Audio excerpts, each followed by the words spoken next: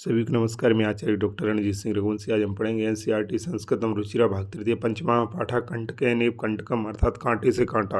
पंचमः पाठा कंटकेनेव कंटकम, पाठ 5 कांटे से ही कांटा अर्थात जैसे कुतैसा। आसी कश्चित चंचलो नाम व्याधः, कोई चंचल नाम का शिकारी था। पक्षी मृगादि नाम ग्रहण सा सुयाम जीविका निर्वहति, इसमें वह पक्षी पशु आदि को पकड़ के अपनी जीविका चलाता था। एकदा सा वने जालम विस्तीरे गृह आगतवान, एक बार वो वन में जाल फैलाकर अपने घर आ गए। अन्यस्मिन् दिवसे प्रातः काले यदा चंचलः वनम गतवान तथा सा दृष्टवान यत् तेन विस्तारिते जाले दौर्भाग्यात् एकः व्याघ्रः बद्धः आसीत्। दूसरे दिन जब चंचल वन में गया तो उसने देखा कि उसके द्वारा फैलाए गए जाल में एक बाघ फंसा हुआ था। सो अचिंत्यत व्याघ्रः माम खादिष्यति यदि पलायनम करणीयम, उसने सोचा कि बाघ मुझे खा लेगा इसलिए यहाँ से भाग जाना चाहिए। व्याघ्रः न्यवेदयत वो मानव कल्याणमस्तु भवतु कल्याण भवतु ते, और बाघ बोला कि हे मानव तुम्हारा कल्याण हो, यदि तुम माम मोचयसि तर्हि अहम तुमाम न हनिष्यामि, यदि तुम मुझे छोड़ दोगे तो मैं तुम्हें नहीं मारूंगा। तदा सा व्याघ्रम जालम जालाद वही निसारयत, तब उस शिकारी ने उस बाघ को जाल से बाहर निकाला। व्याघ्रः क्लांता आसीत, बाघ थका हुआ था। सुअब्दत भो मानव पिपासु अहम, वो बोला कि हे मनुष्य मुझे प्यास लगी है, मैं प्यासा हूँ। नद्यः जलमानी मम पिपाशाम शमय, नदी से जल लाकर मेरी प्यास को शांत करो। व्याघ्रः जलम पीत्वा पुनः व्याधम अवदत शांतमे पिपाशा, और फिर बाघ पानी पीकर फिर से शिकारी से बोला कि मेरी प्यास शांत हो गई है। सांप्रतम भुभक्षितो अस्मि, अब मैं भूखा हूँ। इदानीम अहम तुमाम खादिष्यामि, इस समय मैं तुम्हें खाऊंगा। चंचला उक्तवान अहम त्वत्कृते धर्मम आचरितवान, चंचल बोला कि मैंने तुम्हारे लिए धर्म का आचरण किया है, धर्म का पालन किया है। तो भया मिथ्या भणितम, तुमने झूठ बोला। तुम माम खादी तुम इच्छसी, तुम मुझे खाना चाहते हो। व्याघ्रः अवदत, अरे मूर्ख क्षुधार्ताय किमपि अकार्यम न भवति, कि अरे मूर्ख भूखे के लिए कोई भी न करने को काम नहीं होता, अर्थात भूखा कुछ भी कर सकता है। सर्व स्वार्थ समीयते, सभी लोग स्वार्थ सिद्ध करते हैं। चंचला नदी जलम अपृच्छत, चंचल ने नदी के जल से पूछा। नदी जलम अवदत एवं ये भवती, नदी जल बोला हाँ ऐसा ही होता है।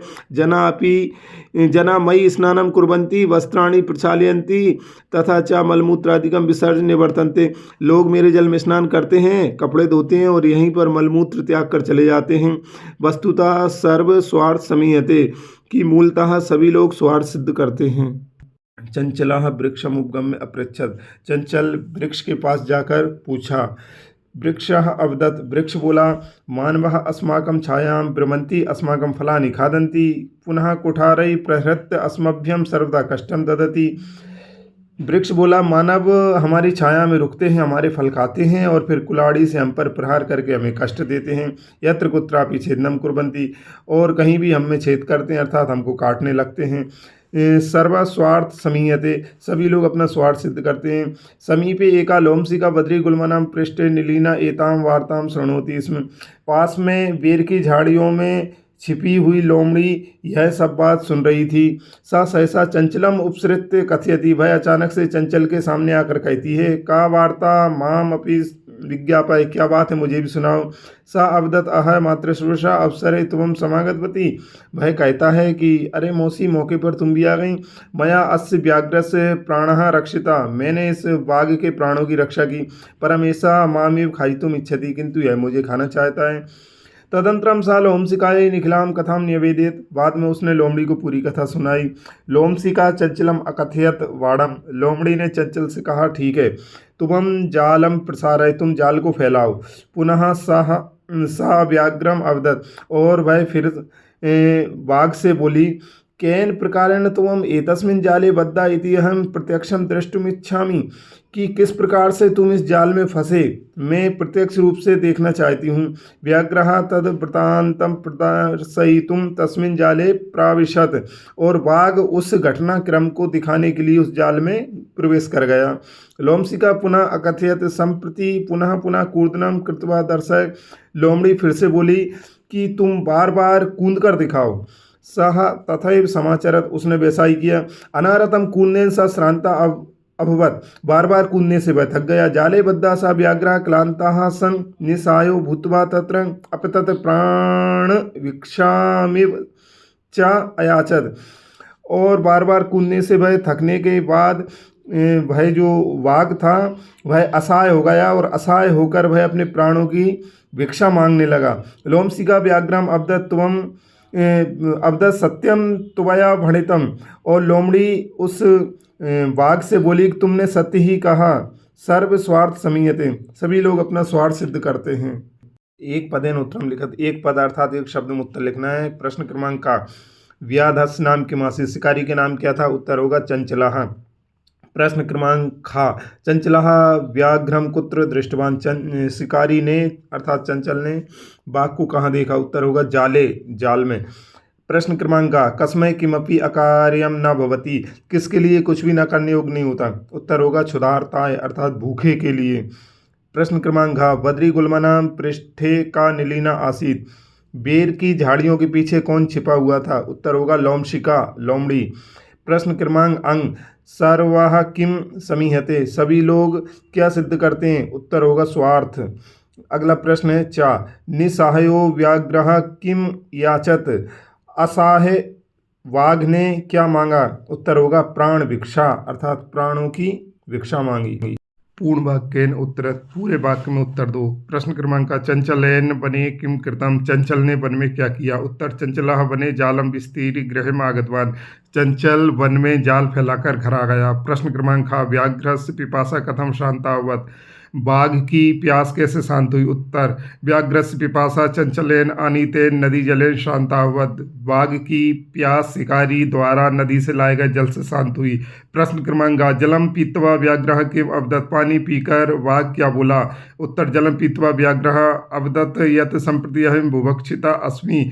पानी पीकर बाघ बोला कि अब मैं भूखा हूँ। प्रश्न क्रमांक घ, चंचलः मातृश्वसः इति काम संबोधयति। चंचल ने मौसी किसको कहा? उत्तर, चंचलः मातृश्वसः इति लोमशिकाम संबोधयति। चंचल ने मौसी लोमड़ी को कहा। प्रश्न क्रमांक अंग, जाले पुनः बद्धम व्याघ्रम दृष्ट्वा व्याधः किम अकरोत्। फिर से जाल में फंसे हुए बाघ को देखकर शिकारी ने क्या किया? उत्तर, जाले पुनः बद्धम व्याघ्रम दृष्ट्वा व्याघ्रः प्रसन्न अभवत्। जाल में फिर से फंसे हुए बाघ को देखकर शिकारी प्रसन्न हुआ।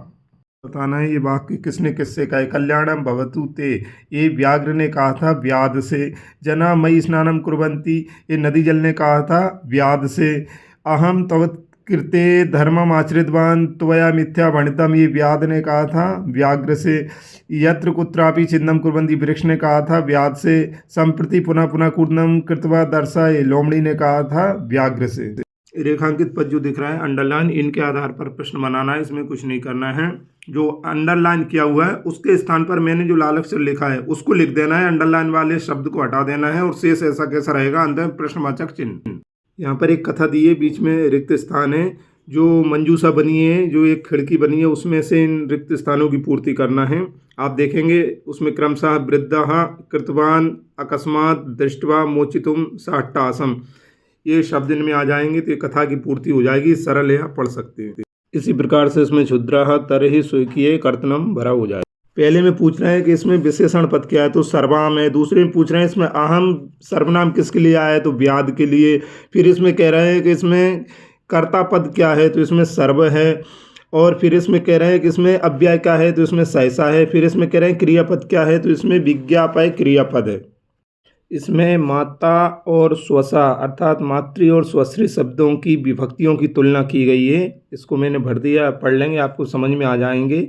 मातृ शब्द माता के लिए होता है और स्वश्री शब्द मौसी के लिए होता है। यहाँ पर धातु और प्रत्यय को अलग करना है। दृष्टु में दृष्ट धातु तुमन प्रत्यय, करणी मिक्र धातु अनिर प्रत्यय, पातु में पा धातु तुमन प्रत्यय, खादितु में खाद धातु तुमन प्रत्यय, कृत्वा में क्रि धातु कित्व प्रत्यय। इति पंचमः पाठः समाप्तः। सर्वेभ्यो नमो नमः।